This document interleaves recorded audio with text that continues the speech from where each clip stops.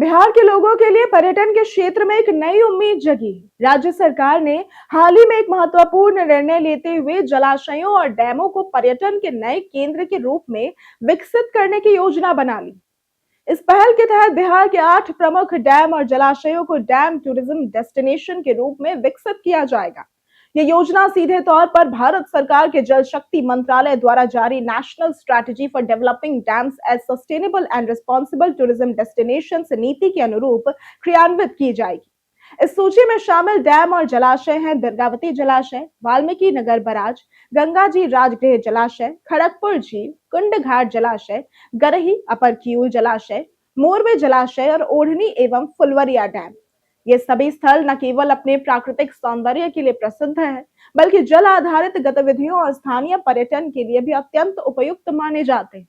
Dam पर्यटन के विकास को सुचारू और प्रभावी बनाने के लिए बिहार सरकार ने एक उच्च स्तरीय संचालन समिति का गठन भी किया है। इस समिति की अध्यक्षता राज्य के मुख्य सचिव करेंगे और इसमें जल संसाधन विभाग को नोडल विभाग एवं सदस्य सचिव की जिम्मेदारी दी गई है। अब इसके अलावा इस समिति में पर्यटन विभाग, पर्यावरण, वन एवं जलवायु परिवर्तन विभाग, ऊर्जा विभाग, गृह विभाग, लोक स्वास्थ्य अभियंत्रण विभाग, कला संस्कृति एवं युवा विभाग, पथ निर्माण विभाग और ग्रामीण कार्य विभाग जैसे विभिन्न सहयोगी विभागों को भी शामिल किया गया है। अब इसका उद्देश्य ये सुनिश्चित करना है कि डैम आधारित पर्यटन का विकास व्यवस्थित और सतत तरीके से हो। इस पहल का सबसे बड़ा लाभ ये होगा कि संबंधित विभाग अपने अपने क्षेत्रों में जलाशयों और डैम के विकास, क्रियान्वयन, संचालन और रखरखाव के लिए विस्तृत कार्य योजनाएं तैयार करेंगे। इससे बिहार के पर्यटन क्षेत्र को नई पहचान मिलेगी और ये राज्य को नेशनल टूरिज्म मैप पर मजबूती से स्थापित करने में मददगार साबित होगा। इसके साथ ही इस पहल से स्थानीय रोजगार के अवसर भी बढ़ेंगे। पर्यटन स्थल बनने के साथ साथ स्थानीय समुदाय इन गतिविधियों में सीधे रूप से लाभान्वित होंगे। डैम पर्यटन के माध्यम से बिहार के प्राकृतिक सौंदर्य का संरक्षण भी सुनिश्चित किया जाएगा। ये केवल एक पर्यटन विकास योजना नहीं है, बल्कि ये पर्यावरण संरक्षण और सतत पर्यटन के सिद्धांतों को भी मजबूत करेगी। जल आधारित गतिविधियां जैसे कि बोटिंग, वाटर स्पोर्ट्स और झील किनारे घूमना फिरना पर्यटकों को आकर्षित करने में महत्वपूर्ण भूमिका निभाएंगी। इसके अलावा ये पहल राज्य के ग्रामीण इलाकों में भी आर्थिक गतिविधियों को बढ़ावा देगी और स्थानीय व्यवसायियों और कारीगरों के लिए अवसर सृजित करेगी।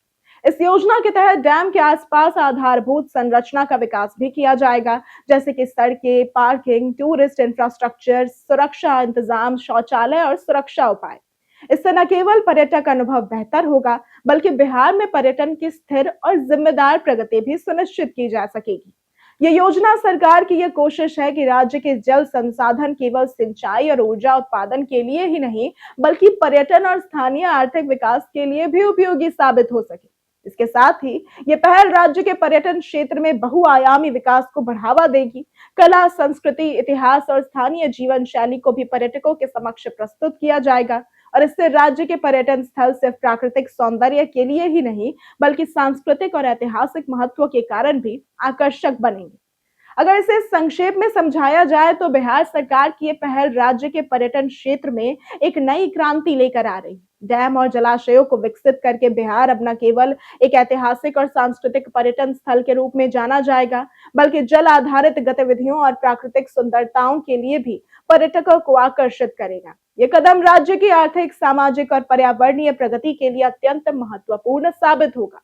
बिहार के लिए ये सिर्फ एक पर्यटन योजना नहीं, बल्कि एक अवसर है जहां प्राकृतिक सौंदर्य, स्थानीय रोजगार और सांस्कृतिक विरासत को एक साथ जोड़कर राज्य को राष्ट्रीय और अंतर्राष्ट्रीय पर्यटन मानचित्र पर स्थापित किया जाएगा।